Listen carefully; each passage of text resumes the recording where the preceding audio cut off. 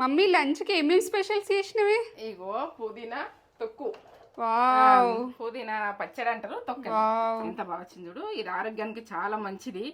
ఎంత మంచిదో, ఆకలి అన్నది పుడుతుంది మనకు, అరుగుదల మంచిగా.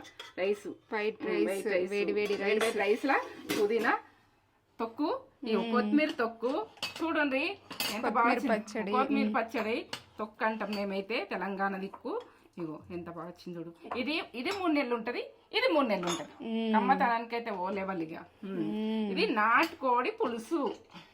మన రాగి ముద్దకు తింటామా, ఏదనికి తింటాము మన ఇష్టం. ఇక నాటుకోడి పులుసు ఇట్లా పులుసు లాగా చేసుకొని కమ్మతనానికి అయితే ఇక ఓ లెవెల్. నాటుకోడి పులుసు, నాటుకోడి పులుసు.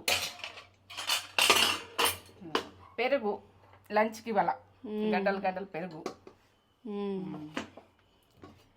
ఇగో నాటుకోడి బిర్యానీ.